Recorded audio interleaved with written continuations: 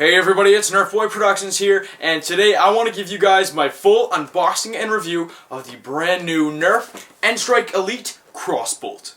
Alright, let me just say right away, you may be able to tell later in this video, but I am extremely excited for this blaster. I hope it's really cool because it looks really cool, and when I first saw it way back when they had that fall release-al thing where they released the Rhino Fire, like that old picture they had with all the blasters coming out, the Crossbolt was one of them on there, and it looked exceptionally cool.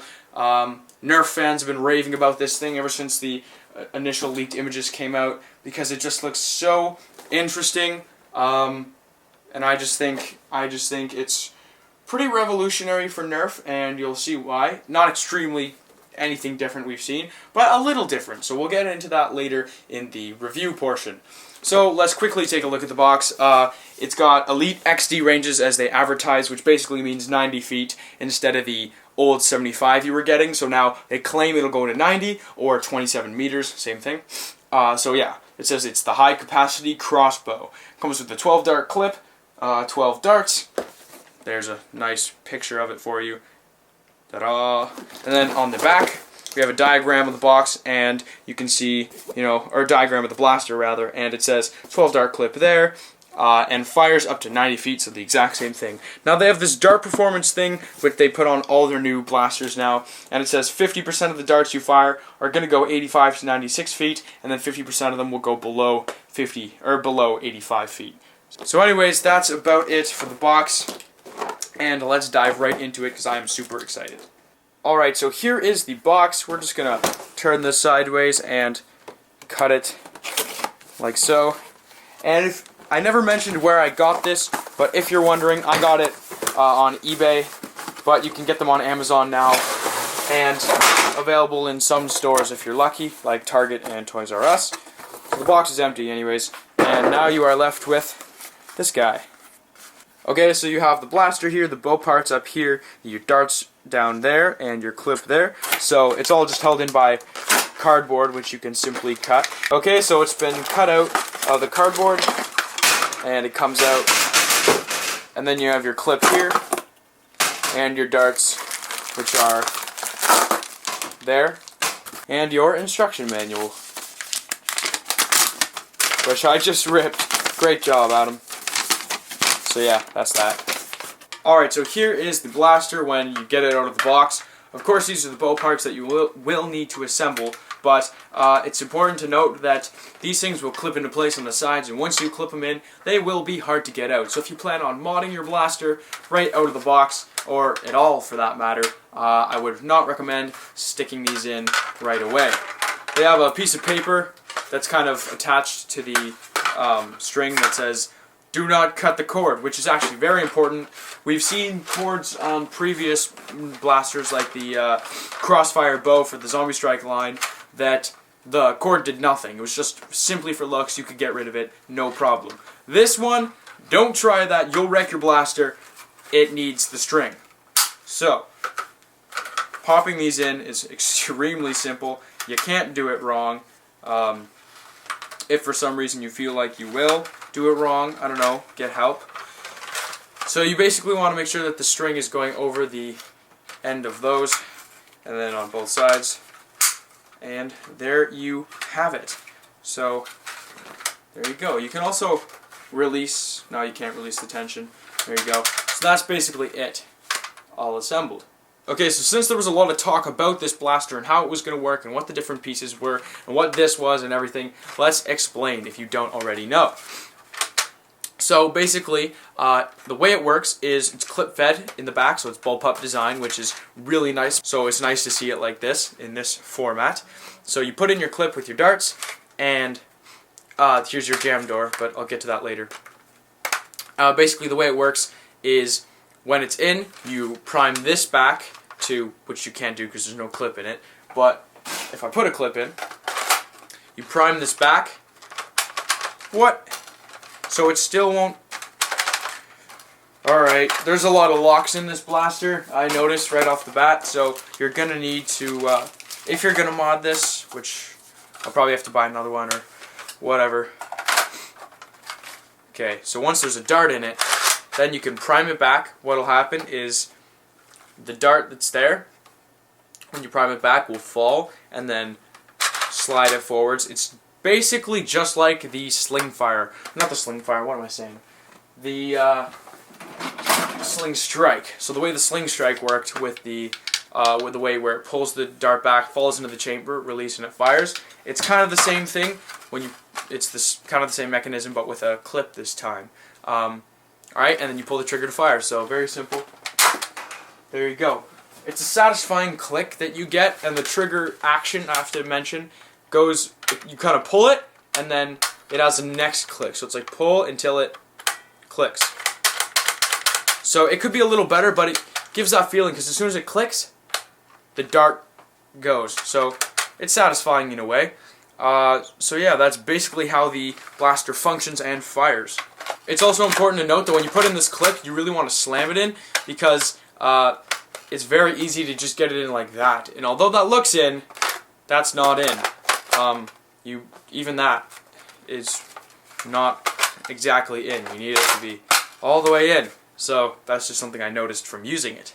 So now let's go over the features of the blaster. It's got 2 jam doors, which is kind of nifty. You can see right there. So this one will check your jams in the clip, and this one will check your jams in the when it's dropped down into the firing section. So it's nice that they have done that. I don't know if that means they expect this blaster to jam a whole ton, so they needed 2 different spots where it jams, so basically it has double the amount of chance to jam as any other blaster. We'll see about that later. But yeah, so it's got 2 of those jam doors. Then to release the clip is the button on the back, just like your Raven. So yeah, the clip goes in the back. This is bullpup, like I said. And yeah, you just use your thumb to slide that guy out. It's got some bandolier points, or clip points, whatever you want to say, for one on the back there, one on the bottom of the handle, and one up here I guess you could use. So yeah, it's got 1 tactical rail on the bottom, none on the top however, but it does have built-in iron sights. They're plastic, but you know what I mean, on the top. So it's got those as well.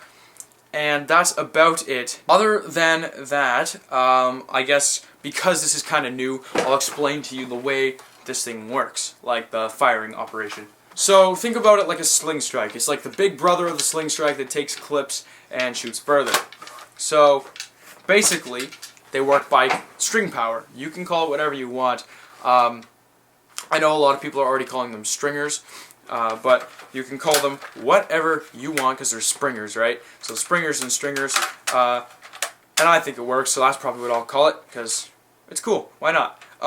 So yeah, the stringer type blaster works just like it sounds. It's a string, right? And that's all the elastic power. It makes it kind of harder to mod, but also a fun challenge, and I'm sure a lot of people will come up with some cool ways to mod these things and make it a stronger tension using different types of cords tied in there and stuff, and it'll be really interesting. So some people may be disappointed because the bow pieces are necessary, and a lot of people may not like that and they just want the streamlined look without the bow pieces. But basically what I want to say is I want to just show you what it looks like if I'm holding it. You can see the bow goes out to about my shoulder. You can see it's pretty much lined up with my shoulder. So if your shoulder's not bashing into anything, that won't bash into anything when you're trying to maneuver it around.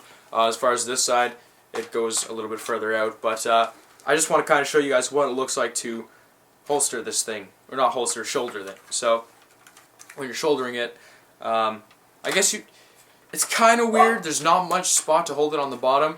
And when you're holding it on the top like this, if you were to continuously hold it like that, the string would clip your arm. So that's kind of weird. And you wouldn't really put an assault grip on a crossbow. I don't know. There's not much spot to hold, I guess.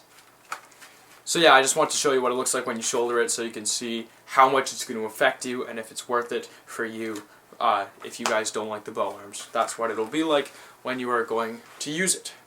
Okay, so other than that, the only other thing we have to do is fire this blaster. So let's see how it performs, if it's going to hold up to those XD ranges or whatever, or how well it'll do. I'm assuming it'll do pretty well, but we have to see. Welcome to Canada, everybody, where there is still snow outside, so I can't do outdoor ranges. This is from one end of my house. You can see right there, that is the wall. all the way down the corridor, or down the hallway, all the way to that far wall in there, which is longer than this blaster even claims to get. But, actually, I don't know. The wall should be about its max.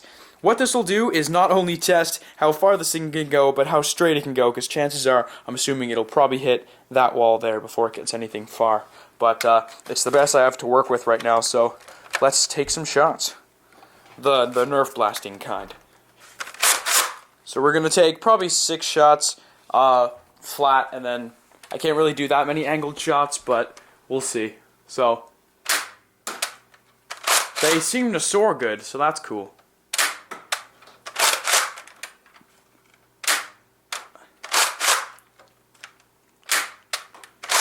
I'll try and get low and do some angled shots.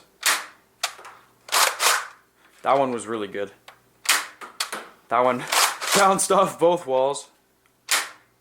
Yeah, oh my goodness, they are...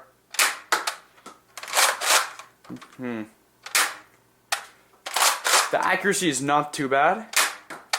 I've tried to do a lot of range tests here, and it didn't want to work in my favor. I think that was my last one. Nope. Alright, so there's all the darts. Let's go see how they did.